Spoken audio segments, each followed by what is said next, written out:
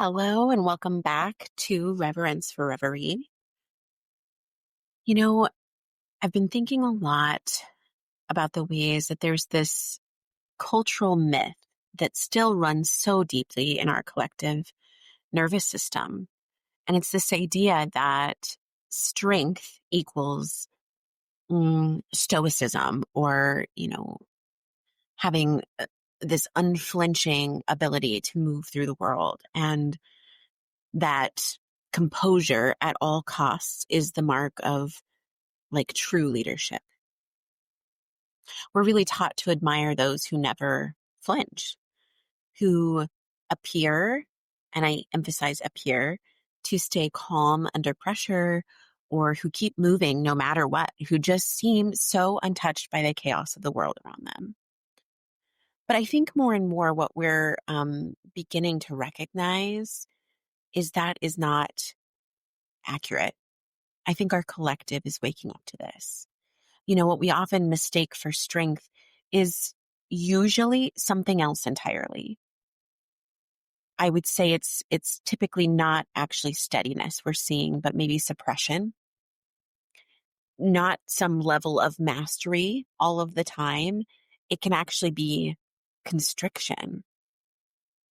The truth is that much of what we're calling so often like professionalism or grace under fire or emotional maturity can really just be a nervous system in chronic contraction, a body that is braced for the impact, and a psyche that's really learned to survive by narrowing its emotional range. Now, I think there's another side to this as well. We can see the sort of unhinged leader. And I would not call that emotional range either. That is someone who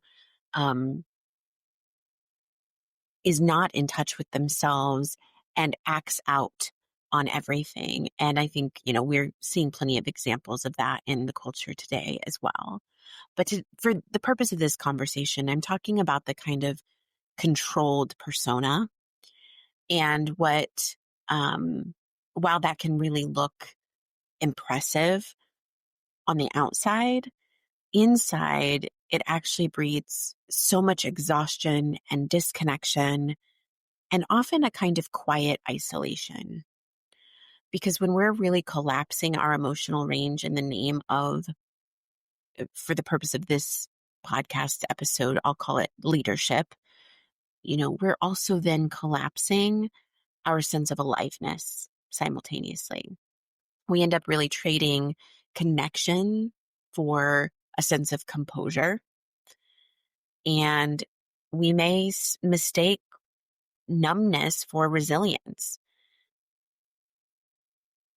To lead in a true human, soulful kind of way is also to feel. And this is where so many of us are finding ourselves rewarded for how well we can contain everything that's real rather than how honestly we can meet it. And there are different degrees of containment. It is important to be able to contain how we feel, but not whenever it requires suppression or repression. So anyway, there's another kind of strength, and it doesn't come from tightening up, but actually from widening, from creating more capacity. And it's not born from control, but from more coherence with the realities of life. It's the kind of leadership that can hold grief and joy, rage and tenderness, power and vulnerability, all in the same breath.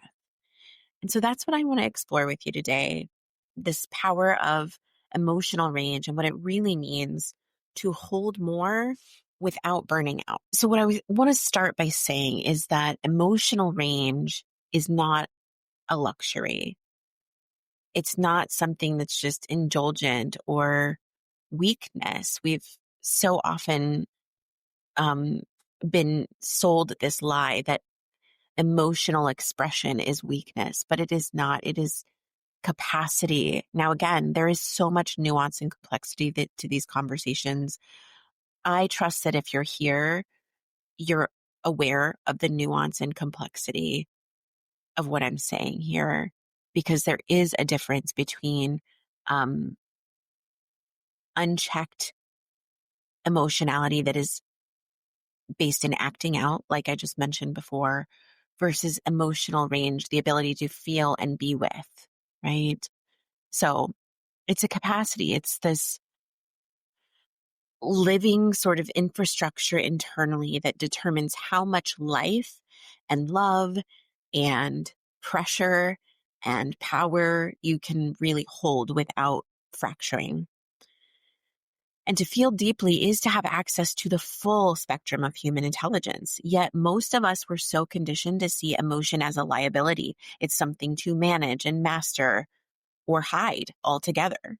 We're taught that composure is the highest virtue and that a quote unquote good leader would stay calm and unbothered and unmoved. But my question to you is, what if that's not actually mastery? What if that is actually just inhibition disguised as control? We tend to think of emotion as the opposite of reason, when in truth, emotion is actually the raw data of consciousness itself. Emotion is information. It ends up telling us where life is trying to move through us, and it reveals where we are open and also where we are the most defended and closed off and blocked. When you dismiss your emotions, you're actually disconnecting from your own internal navigation system. You lose access to intelligence that lives beneath logic, the wisdom that is coming not from just thinking, but about,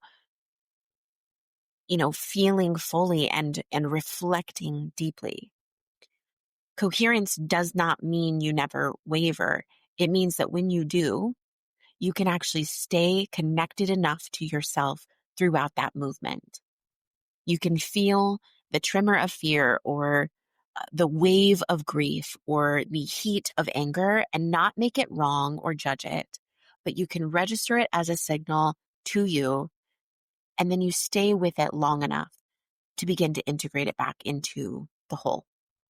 That is the real mark of emotional maturity, not suppression, but metabolization. Do you hear the difference there? Because the truth that many people miss is you can't selectively numb yourself. I know we want to think that that is what we're doing when we avoid feeling anger or pain or sadness. But the reality is that when you suppress one emotion, you're going to suppress the capacity for all emotion. I'll give you a few examples. So avoiding your pain will also mean avoiding pleasure. Avoiding discomfort is also going to mean avoiding depths. Avoiding your grief is also going to mean that we avoid feelings of awe, of deep love, right? The nervous system is one instrument. We can kind of look at it in this sort of metaphor. And so whenever you end up muting one string of that instrument, the entire instrument will lose resonance. And what we're often celebrating as composure or discipline is actually the quiet death of sensitivity. But sensitivity, or another word for that is attunement, is what makes us alive. It's what makes us wise. It's what allows us to be human in a world that has completely forgotten how to feel. Emotional range is also what allows our ego to expand and be flexible and supple rather than to harden and become rigid and brittle. It's what ends up building this inner container that is strong enough to hold ambivalence. Ambivalence is, the ability to sit with paradox and contradicting feelings without collapsing into defensiveness. For example, it's the ability to say, I can feel my rage and not be consumed by it. I can feel my grief and not be completely drowned in it. I can feel my joy fully without fearing that it's going to disappear. So this is what makes emotional range not just like personal development, like a tool for personal development, but actually leadership technology is what I would like to call it. Because real leadership isn't about how well you're going to manage others. It's about how much you can hold of yourself and of life without disintegrating and fragmenting. How much grief do you hold without despair? Or how much power can you hold without becoming dominating? How much love can you hold without attachment? And when I say without attachment, I'm not saying to be detached as though you don't care, but without attachment as in knowing that you don't control the love that you receive from someone else. So it's not about becoming emotional for the sake of just emotion. It's about really developing this sort of psychic musculature to hold the full bandwidth of a human experience. And this is what our culture so often gets wrong. We don't need more leaders who are unshakable. We actually need leaders who can tremble and stay open, who can cry without it collapsing everything, who can rage, who can feel their rage without retaliation, or who can feel the fullness of their joy and success without apologizing. It's not fragility to be in this space. It's actually integrity to frequency. Emotion is frequency moving through you. It's what makes your presence end up being much more precise, your intuition more trustworthy over time, and your leadership more humane. My goodness, we need more humane leadership in this time of our world. We're in this world that's obsessed with performance. And so the level of feeling that I'm talking about, the depth of coherence that can go to is a radical idea. I think about grief a lot. Grief is not weakness. It's, maybe we would say, love in its rawest, most unguarded form. When we're grieving, we're not breaking down, we're breaking open. There is a surrender that happens. And grief expands our capacity to honor what matters to us.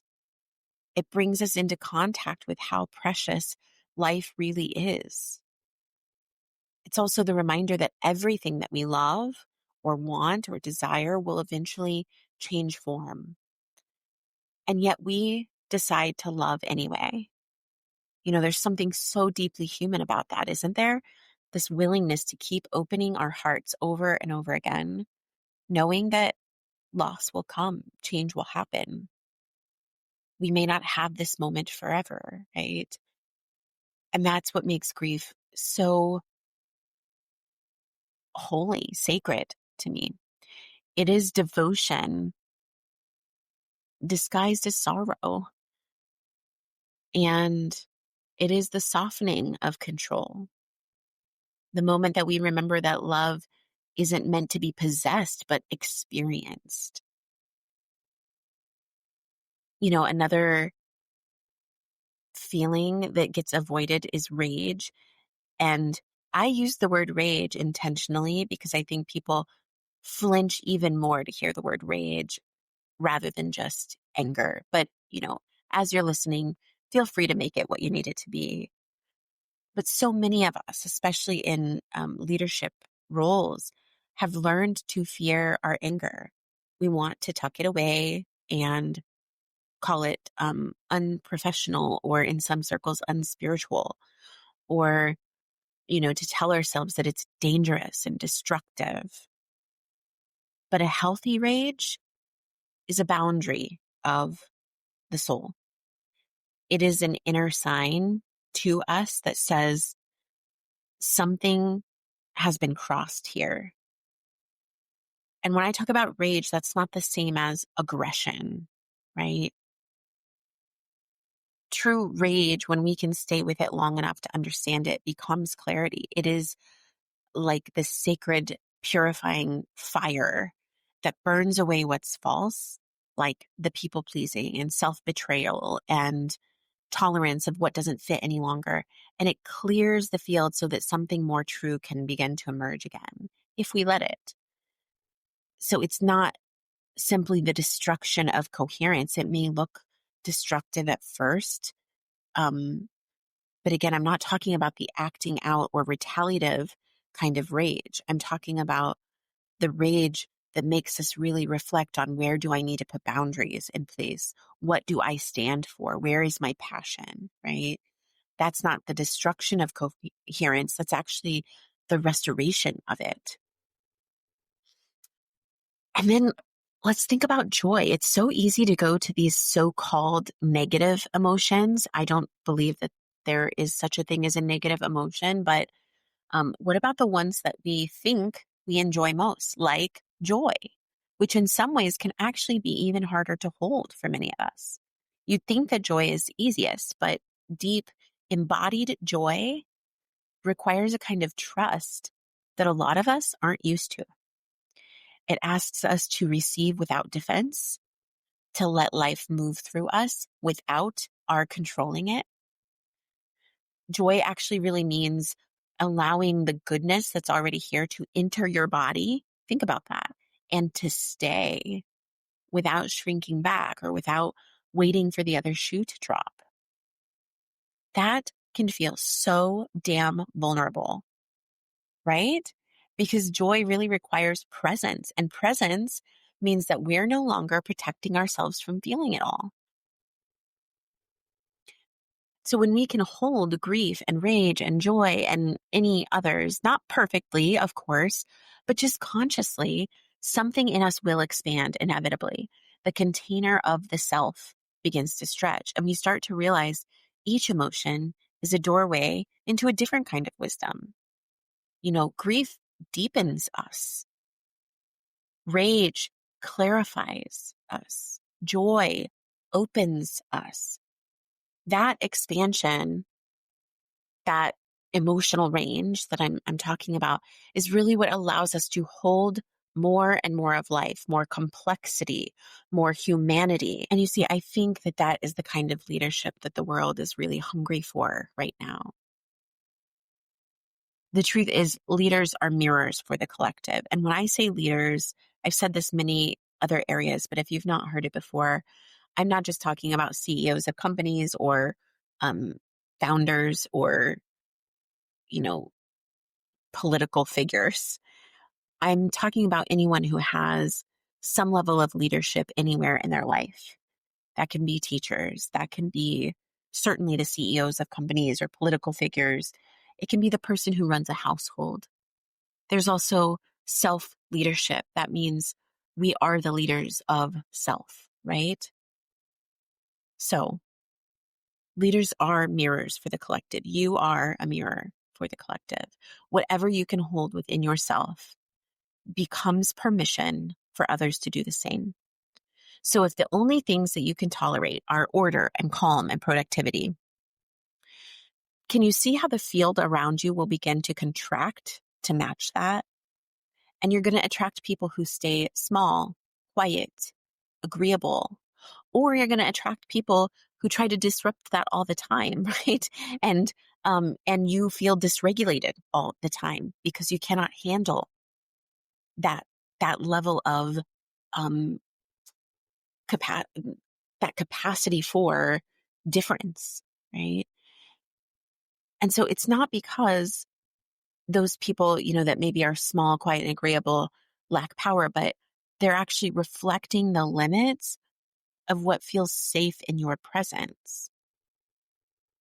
But when you can stay present through chaos and heartbreak and uncertainty, then you can actually meet complexity without trying to control it all of the time. there's something else that happens. Your leadership becomes more magnetic. And it's not because you always know what to do or you have all the answers, but because your presence, this is about presence, like the field that you bring into the room will communicate coherence, safety, a sense of humanity. The most magnetic people aren't that way because they're flawless. It's because they can feel, or they help people feel themselves more clearly whenever they're with them. I think that's also what emotional range can give you, this ability to hold multiple realities at once and to stay open even when life is messy, to remain anchored when others begin to lose their footing. I think that's what keeps leaders from burning out as well. We often think burnout is about doing too much, and sometimes it is, but more often burnout really comes from feeling too little, from holding everything in and never letting anything move through you. Burnout is what really happens when your inner world becomes so compressed, too compressed to circulate energy. And when emotion gets trapped, because remember, emotion, thought, all of this is energy running through your system. So when emotion gets trapped in the system because you've been told to keep it all together,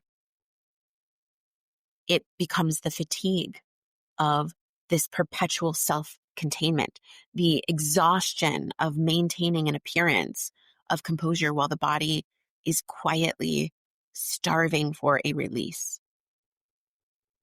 Burnout is the body's way of saying, you cannot hold this through the tension in your body anymore. Like, it's time to hold this through feeling it. And I think that's the pivot that emotional range can offer us. It's what ends up allowing us to release energy instead of storing it, to begin to metabolize emotion instead of suppressing it into our body. And it teaches us that resilience is not about staying strong, but actually about staying soft enough to let life keep moving through you so that you can adapt and change and reflect and learn. This is the development of what we might call psychoanalytically expanded ego strength. Again, that's not brittle control that shatters under pressure, but it's a kind of flexible containment, the ability to feel fully but still remain integrated, not fragmenting or shattering into pieces. And many of us are trained to regulate by managing what's outside of us. So that's where we see so many people trying to control outcomes and schedules and appearances and people's perceptions of them. But that kind of control is temporary and it's fickle. It just keeps you surviving and not actually leading or living. And when you cultivate emotional range, you're going to stop outsourcing regulation to this external world. And you stop needing everything to stay calm in order for you to stay composed. You also stop requiring constant validation to feel safe because safety is being created within. It is an inside job. You become this field. You have a field regardless, but it's a matter of whether that field is stable and responsive and alive, or whether it's incoherent and static and scattered. So I think that's what real leadership is. It's not about control, but coherence, and certainly not about perfection, but more about presence. How present can you be to your experience? When you can meet that full spectrum of your own emotion and stay in relationship with it, you're also modeling what it looks like to be human.